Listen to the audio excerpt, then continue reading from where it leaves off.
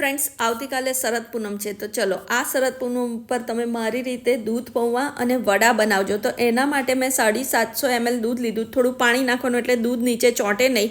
એમાંથી થોડુંક દૂધ 5 કપ જેટલું દૂધ રહેવા દેવાનું ઠંડુ. હવે આ દૂધને એક ઉભરો આવે ત્યાં સુધી ગરમ કરવાનું છે.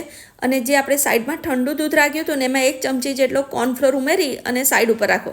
હવે દૂધમાં એક ઉભરો આવી જાય તો એને 3-1 મિનિટ ઉકાળી દો ધીરા તાપે. પછી એમાં ખાંડ ઉમેરો અને આપણે જે કોર્નફ્લોરવાળું મિક્સર કર્યું હતું ને એ અંદર ઉમેરી દો અને બરાબર હલાવી લો. થોડીક વાર એને 5-1 મિનિટ એને ઉકળવા દો. એ ઉકાળશો ને એટલે સામાન્ય ઘટ થઈ જશે, બહુ ઘટ નહીં થાય. બસ પછી એને ગેસ સ્વિચ ઓફ કરો. દૂધ ઠંડુ પડે ને એટલે ઉપર મલાઈ જામી જશે.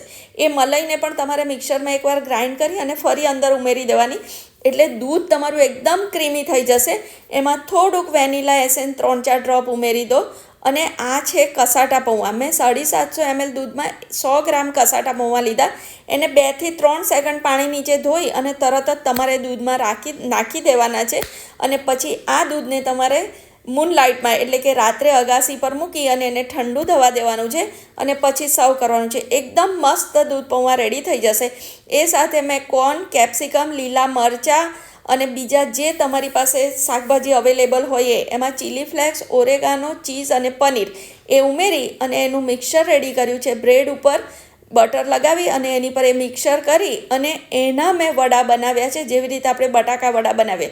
ફ્રેન્ડ, નવી ટાઈપના વડા છે, ટ્રાય કરજો. દૂધ પૌવા જોડે ખાવાની ખૂબ મજા પડે ને એવા સરસ છે. આખી રેસીપી તમને મારી ચેનલ ઉપર જોવા મળશે, તો તમે ત્યાં જજો. પણ આ વખતે તમે દૂધ પૌવા મારી રીતે બનાવજો, તમને ચોક્કસ ગમશે. ટ્રાય કરજો, ફ્રેન્ડ સાથે શેર પણ કરજો. અને જો વડા કેટલા સરસ થયા છે, તો ટ્રાય કરશો ને તો બસ. તો આ રીતે શરદ પૂનમ એન્જોય કરજો. Thank you.